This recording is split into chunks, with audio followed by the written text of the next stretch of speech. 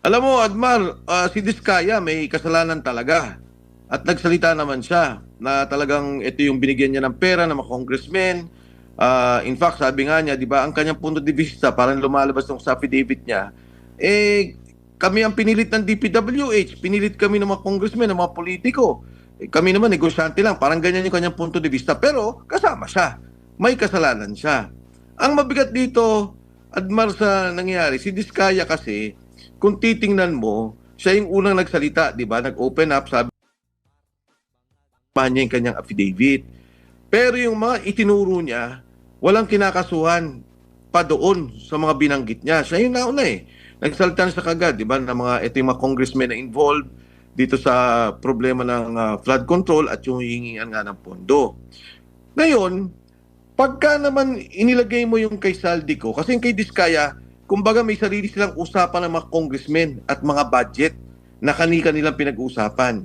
Pero yung kay Saldico kasi, yung kabuuang pondo ng gobyerno, yung allocables, magkano ba yan? Umigit from the start 2022, parang ang una dyan 700 billion, pagkatapos 800 billion, pagkatapos 500 billion, itong huli. So ito yung pinaglalaroan nila Congressman Saldico na pondo na inaayos nila kung kanino ibibigay at dito ka nagbunga yung ilang mga flood control projects. O dito nangyari pala yung flood control project, karamihan sa mga allocables.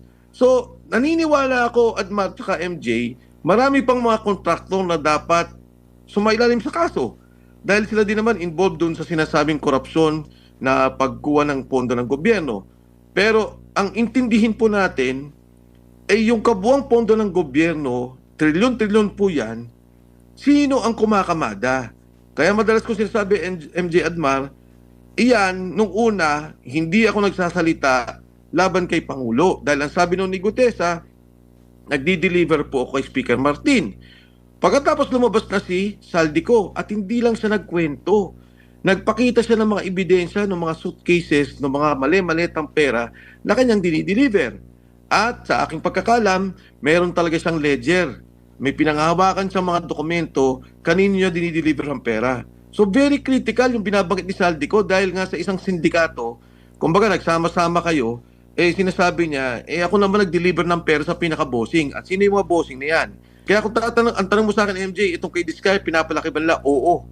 Pinapaganda nila yung kwento, pinapaganda nila yung presentasyon na kuno. Yan. So dito, sinasabi dito ni Congressman Mike Defensor na masyado nilang sinisensationalize yung kay Diskaya. Yung mga kaso ni Diskaya, yung pag-aresto kay Diskaya, yung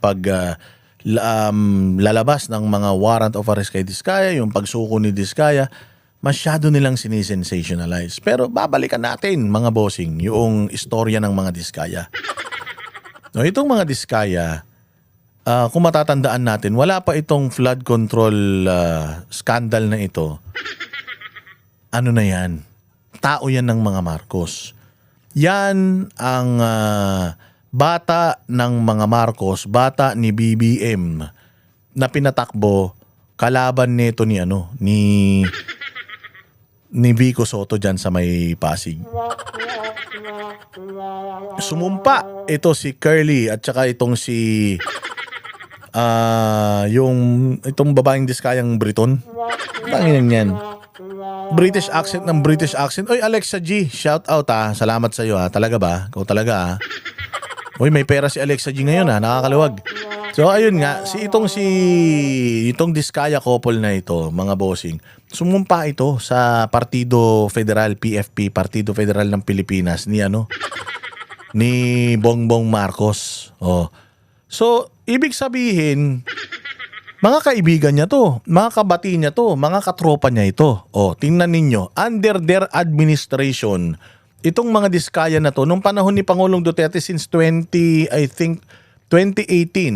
hanggang 2022, wala nang kontratang nakukuha to sa mga Duterte. Dahil nga marami itong violations, itong mga Diskaya na to sa mga proyekto ng gobyerno. Ang gobyerno ni Pangulong Duterte, tinanggalan nito ng lisensya para makasali sa mga bidding, para makakuha ng mga kontrata. Kailan to nabalik? Nabalik ang mga Diskaya nung panahon ni Bongbong Marcos. Nung panahon ni Bongbong Marcos, napakaraming kontrata ang nakuha nitong mga diskaya na ito.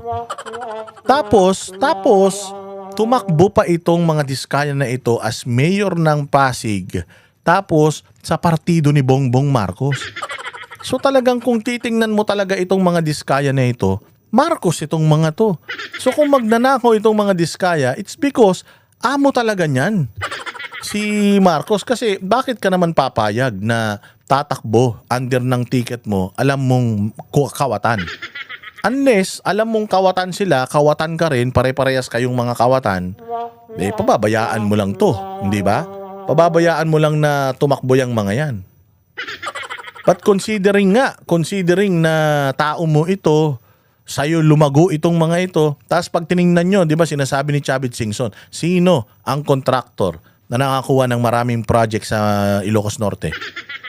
Diskaya. So ngayon ginagamit nila, nilaglag nila yung mga diskaya, ginagamit nila yung mga diskaya ngayon para yung tao mayroon ng masisi sa flood control scam. Mga diskaya. Alam naman natin yung diskaya, nasa dulo yan. Yan yung mga least guilty. Madali lang silang ipakulong kasi nga alam nung mga amo nila kung paano sila nagnakaw, kaya nga kayang i-expose nung mga amo nila yung mga pagnanakaw nila. Pero yung mga amo nila mismo, proponents ng mga projects nila, binigyan nila ng mga komisyon, nasa na yung mga yan? May nakakulong na. Diba? Sila naman ang nagsasabi meron kaming listahan ng mga taong nakinabang sa mga komisyon or binigyan namin ng komisyon. Oy, shout out. Hindi ba? Binigyan namin ng komisyon itong mga congressman na ito. Nasa na yung mga yun? Ba't hindi pa mga nakakulong? Bakit sila diskaya? Nakakulong na.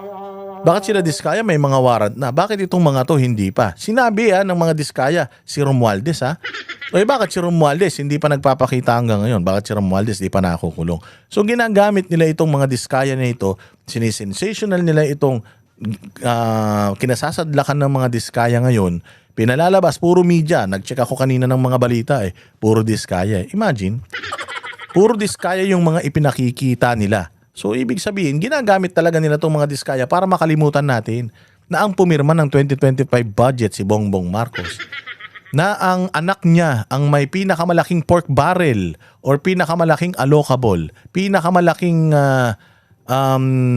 ilang bilyon na insertion nung pinsan niya, nung anak niya, yung smuggling na sangkot di umano yung asawa niya. At napakarami pang mga kabulastugan. Nandiyan pa, ibabalik natin yung Maharlika Investment Fund. Ibabalik pa natin, mga bossing, yung kinuha nilang peras, kinuha nilang ginto, binenta nila, yung PDIC funds, yung PhilHealth funds, lahat yan ninakaw sa atin. Nakakalimutan natin yun. Bakit? Dahil masyadong pagse-sensationalize ng media sa mga diskaya, di na natin nakikita. Nakakapag-party pa rin si Romualdez, nakakapag-party pa rin si Bongbong, nakakapag-party pa rin yung anak na kawatan din. Di ba? Yan ang natin, problema natin. Kami ang lumalaban sa korupsyon, ito hinuhuli na namin itong mga taong to. Pero tingnan mo, scripted na scripted lahat. Scripted na scripted kung sino ang involved, kung sino mga congressmen na involved, ngayon may mga senador na involved, sino ang DPWH officials, yung mga kawani, yung mga maliliit. In fact, to be fair, wala pa ako naririnig ng mga senador at congressman na pumasok na dun sa kaso. Pero kung titingnan mo, nandito lang sila sa isang kwento na ayaw nila talagang umabot sa kanila yung asapin na ito pala yung ginagawa sa pondo ng ating bansa. Kaugnay dyan, Admar at saka MJ, yung pondo ng PhilHealth. Bakit yung 60 billion kinuha nyo sa PhilHealth? Bakit yung 70 billion na dapat nilalagay natin taon-taon para tulungan yung ating mga kababayan, palakihin ang pondo ng PhilHealth, pagandahin yung programa, hindi nyo binigay. So, yung paglalaro ng pondong yan, hindi nagagawa ng mga diskaya yan. Hindi nagagawa ng isang senador yan o isang congressman. Nagagawa lang yan ng kabuuang administrasyon sa ilalim ng Pangulo. Para i-order mo ang pondong to, ilagay dito, at itong pondong to ay ilagay mo sa flood control, ay talagang galing lang yan sa kataas-taasan para yan mabuo yung sindikato ng pagnanakaw ng pondo. Opo. Dito po sa kay Congressman Zaldico, nakikita niyo po bang marami pang mga dapat na ibulgar pa ito? Kong? Sa akin pala na, Admar, marami pa. at marami pa dapat siyang sabihin tungkol dito dahil 3 taon to eh. 3 taon na deliver ng pera. 3 taon na sinasabi niya 2 billion a month ang quota nila. Etong sinabi niyang huli, di ba? At ito, Admar, MJ, hindi nga to napag-usapan na. Ang sabi ni Saldico, nag-deliver ako ng 25 billion dahil nag-inutos mo na ilagay ko yung 100 billion na insertion. Ngayon, sabi ni Senator Phil Lacson, ay hindi, ibang usapin yan. Ang nag-deliver dyan talaga ay si Yusek Bernardo. Deliver niya kay Trigib Olaybar, Yusek Olaybar at saka kay Yusek Bersamin. Tapos sabi ni Saldi, hindi, ibang usapin yan. At hindi 26... O, tinan mo Olaybar, Bersamin, Pangandaman, si ES Bersamin, asa na yung mga yan? May mga kaso na? Mayroon nag-file ng kaso sa ombudsman? Wala. Nakakulong na, may warrant? Wala. Ako, tangina niyan. Yan ang problema natin malaki. Dito ngayon sa na ito, nangyayari ngayon sa bayang Pilipinas. Walang yan yung problema natin malaki.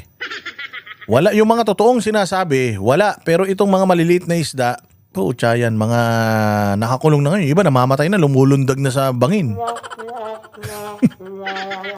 Hayop yan. billion, 52 billion ang dineliver mo. Dahil ibang proyekto ang pinanggalingan yan. So doon pa lang sa kwentuhan nila, 77 billion kaagad ang pinagkikwentuhan natin.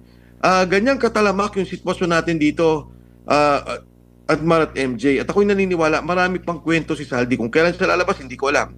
Pero sa 3 taon na ikaw yung Committee on Appropriations Chairman at binunin nyo tong usapin na to, talagang marami siyang kwento na pwedeng ilabas. At tingin ko marami siyang dokumento na pwedeng ipakita. Opo, dito naman po sa mga hindi na mahagilap, ano po yung nakikita nyo rito? Sila ba ay sadyang hindi na pinabalik? Kasi nalala ko yung sinabi ni Congressman Ko na parang pinangakuan siya na wag nang bumalik, kami na bahala sa iyo. Pero ang ending parang siya yung siya yung ginagawang sacrificial lamb. Siya yung nagiging ngayon. Kaya siya nagsalita. Meron ba kayong nakikita din niya posibleng anggulo? Yung mga hindi na nahahagilap ngayon, nakikita, maaring ganun din po yung ginawa sa kanya? Sa kanila? Yes, Admar. Ako'y naniniwala doon sa binabanggit mo kasi ngayon pa lamang nga, malinaw na sa akin yung mga binanggit ng mga tao. Kasi kung ako, based on the testimony of Yusek Bernardo at binanggit naman din ni Saldico, tapos nagbanggit din si Gutesa, pwede ko agad filean si Mark Texay at si Paul Estrada. Papakancel ko yung passport, papahuli ko sila. Katulad ng ginagawa nila kay Saldico ngayon. Pero hindi nila ginagawa, di ba? Pinapabayaan nila, tumahimik lang kayo, tumabi lang kayo. Yung 90 sundalo na kasama ni Saldico, wala naman nag-question doon. Totoo naman yung kay 90 sundalo na yun. Nila pinapatawag. Kasi kung ako yun, di ba ang tanong ko kagad, oy, ito mong sinasabi ni Sergeant Gutesa, nagsisinungaling ba to? Totoo, magsabi kayo ng totoo. Siyempre, malalaman nila kagad, sir, totoo po yan, nag-deliver kami, ganito, ganito. So, mapapatunayan, pero anong ginagawa? Wala, pinapatahimik lang. Nung banggitin si Secretary Pangandaman, ni Yusek Bernardo at ni ES Bersamin, ang unang gagawin ko kagad dyan, habulin sila. Oy, try give. At ikaw, Undersecretary Adrian Bersamin, ano tong delivery na pera na narinig ko?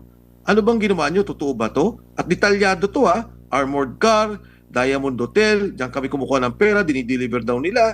Sabi ni Yusek Bernardo, pagkatapos, yun din ang binanggit naman ni Saldico na totoo yan, pero mali ang figures nyo, 52 billion yan. Ano nangyari? Parang hindi na sila pinatawag, hindi sila kinausap. So, ito yung mga bagay. Ngayon si Secretary Pangandaman, pansinin ninyo, nung magsalita Saldico, tanggal ka agad dyan, 4 na katao. Nung magsalita kay Manny Bonoan, tanggal ka agad. Kay Lacadbral, tanggal ka agad. Sabi nila, nagsisinungaling Saldico, pero natatanggal to mga taong to. So, ano bang ibig sabihin nito? At ano ba ang nais natin? Gusto ba natin talagang katotohanan o gusto lang natin yung gusto nating katotohanan? Yung script na sinusundan natin. Kaya pinapakinggan ko kanina, Admar, tsaka MJC, Atty. Topacio, nabanggit din kanina kay Secretary Panelo. Sa akin, hindi na ako magtatanong ng script. Alam ko na yung script. At ang akin na lang paniwala, itong taong bayan ay hindi nila basta-basta manloloko. At patuloy tayong nagtutulak. Ano ba ang katotohanan? Patuloy natin sinasabi, nasaan ba yung perang yan? Kasi ang perang yan, alam mo, MJ Edmar, hindi naman yan basta pera lang ng gobyerno. Buwis natin yun. Di ba? Pera natin dapat yun na ginamit sana sa Opo. pangkalusugan. Opo. Ginamit sana sa infrastrukturang tama. So, tingin ko yung taong bayan talagang galit, naghahanap ng katotohanan at hindi pumapayag dun sa gusto nilang narrative o sa kwento na gusto nilang paniwalaan natin. Any comments po? Dahil meron pong at least dalawa na ba o tatlong opisyal ang nagsoli ng pera. Una, 100 plus million. Si Henry Alcantara ngayon nagsoli yata ulit ng 71 ba yun or 51? Ganun din, million. Tapos nung isang araw naman, Regional Director ng NCR nagsauli din ng pera, congressman. Tingin nyo po ba ito ay lehitimo or parte rin ba ng sinasabi nyo pong script para nandun yung tiwala na ay magsasabi ito ng totoo at lahat ng mga sasabihin nito magiging gospel truth na. So kung sino yung idadamay nito, ito talaga yung mga big fish. Okay. Alam mo, Admar, kasi wala namang problema dyan sa nagsusoli ng pera. At sa aking pananaw, syempre hindi ko naman masabi, hindi ako naniniwala na yun lang ang nakuha ang pera ni Director Alcantara. Dahil ang daming bilyon ang pinag-uusapan at kinikwento niya eh. So, anyway, nagsusoli sila ng pera. Wala pa atang congressman na nagsoli ng pera, Admar, no? Pero ang alam ko lang yung kay Alcantara. Pero ang punto ko dito, Wala talaga magsusoling ano. pero ang alam ko lang, Wala talaga magsusoli na ano. Na congressman ng pera, Diyos ko. Ay, sobrang kawatan ng mga sobrang sugapa ng mga putang ina niyan magsusoli ng pera yan. Alam nyo kasi, noon ganito, meron naman kasi talagang corruption sa DPWH. Lahat naman ng hindi mo nga lang kasi talaga pwedeng i-shutdown yung DPWH eh. 'Di ba? Sinabi nga ni Vince Dizon eh, we cannot stop working. Oy, thank you very much kay Hans Ja. Hindi kami pwedeng huminto sa pagtatrabaho. Kaya nga sabi ni Aimee, hindi naman kayo pinapahinto sa pagtatrabaho eh. Tignan nyo na yung pagnanakaw nyo. Yun lang naman eh. So, even before, itong DPWH na ito, kahit anong gipitin mo na budget sa mga ito, gagawa yung mga yan ng pagnanakaw. On their own, meron na silang scheme ng pagnanakaw. Yung una, yung rigged na mga bidding. Pangalawa, overpriced na mga projects. Halimbawa, yung tulay, 20 pesos lang, sasabihin nila 100. Tapos yung sobra, papalabasin lang nila sa dokumento yon pero kanila na yon. At saka yun nga, so kumikita yung sila lang kumikita, may corruption na talaga dyan. Ang problema ngayon, nagbago.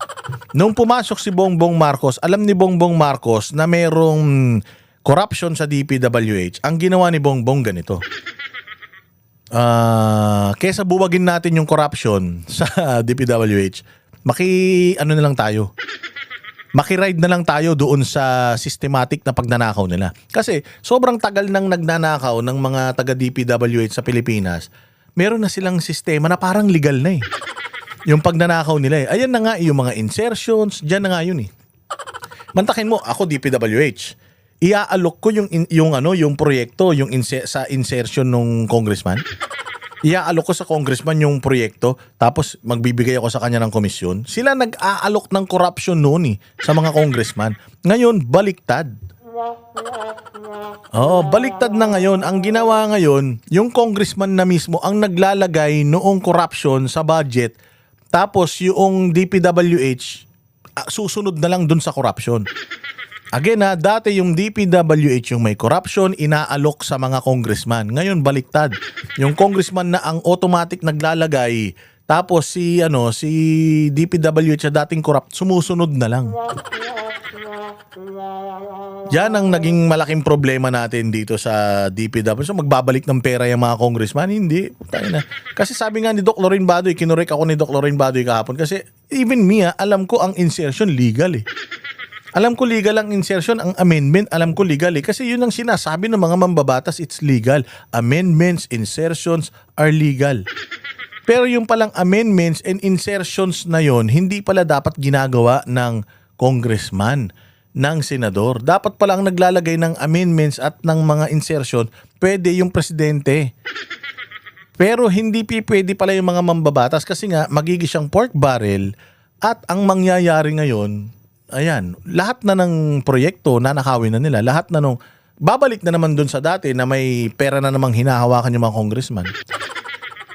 Pinigilan yun nung ni Greco Bellica kaya nga nagkaroon ng Bellica law o Bellica rule na wala ng pork barrel. Ngayon, puro ganyan na naman. Puro pork barrel na naman. Pero iba nga lang yung form, insertion. Ako alam ko talaga legal yung insertion pero hindi pala legal yung insertion kasi ang Congress at ang Senate are supposed to just naggagawa ng batas hanggang doon lang sila. Lumagpas sila sa paggawa ng batas Kumukuha na sila ng pera. Nagpaplano lang sila ng budget, nag-a-allocate lang sila ng mga budget pero dapat wala silang control sa implementation ng budget. Yun ang problema natin. Kumbaga sa sindikato, meron kang sindikato ng droga. Kakaroon sila ng mga nagtutulak na droga kung saan-saan. Sa ngayon, ang inuhuli nila, yung sindikato na nasa baba, yung mga nagtutulak sa kalye, sa squatters area, ito yung mga hinuhuli nila. Siguro pipitas sila ng isang mataas. Yun yung kwento. Pero ang sinasabi ko dito, paano kayong sindikato yung kabuuan na nangyari? Hindi naman to isang tao lang na si Alcantara. Maniwala ka kung talagang totohanin nila yung kinikwento ni Saldico, sino kumuha ng mga budget na yan, sino yung mga contractors, makikita nila kung sino yung katotohanan. Yung 100 billion na binanggit niya, na binigay ni Presidente, sino yung mga contractors nun? Doon malalaman natin. Dahil sinabi niya, nagbigay siya ng 25% batay doon sa 100 billion. Ang ibig sabihin, itong mga projects na to talaga, medyo may problema. Kasi 25% kagad ang binawas doon pa lang sa pagbibigay ni Saldi. Paano pa yung ibang mga ahensya na nabigyan? DPWH, yung back committee, nagbayad ng buwis, siyempre kikita rin yung contractor. So, sa katanungan mo, Admar, pagpapaganda ng kwento, di ba? Na kunyari may inuhuli sila, may nagsusurrender, may pinoposasan. Pero sa totoo lang, hanggang dyan na lang yung kwentong yan. Yung lalim, yung kabuuan, yung sistematikong korupsyon, hindi nila palalabasin. Dahil nga mismo, ang gobyerno sa pamumuno ng ating Pangulo, ni Speaker Martin, ang naging hepe nitong kabuang pagkuha o pagnakaw ng pondo ng gobyerno. Yun ang problema natin malaki. So sinisensationalize itong Diskaya, pagkakahuli sa Diskaya, natila mo meron ng development sa kaso, pero sa totoo lang hindi tayo dapat mananahimik kasi ang totoong may kasalanan dito, mga bossing, itong magpinsan talaga at saka yung anak. Kami ang boses ng masa, hindi natatakot. Katotohanan lang, di kami nalulunod.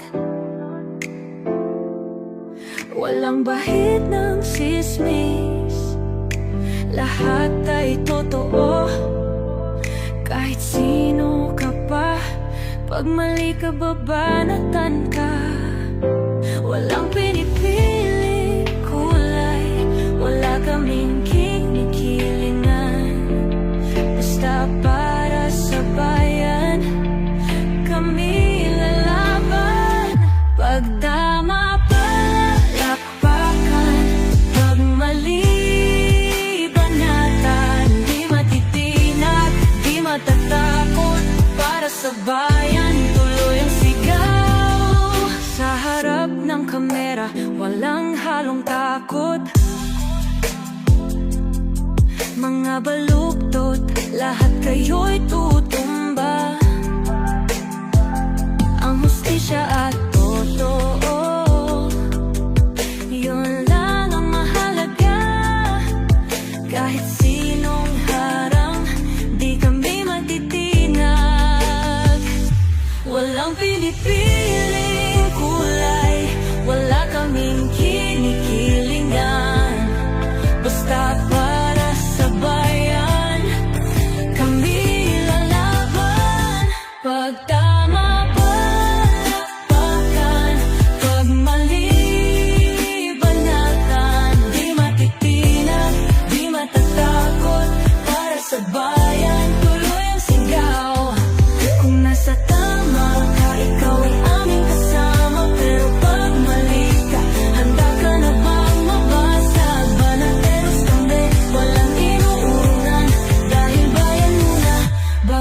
ang sarili.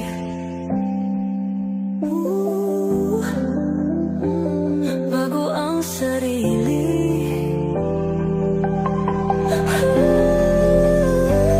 Pag tama palakpakan, pag mali banatan, banates ang sigaw, katotohanan ang laban.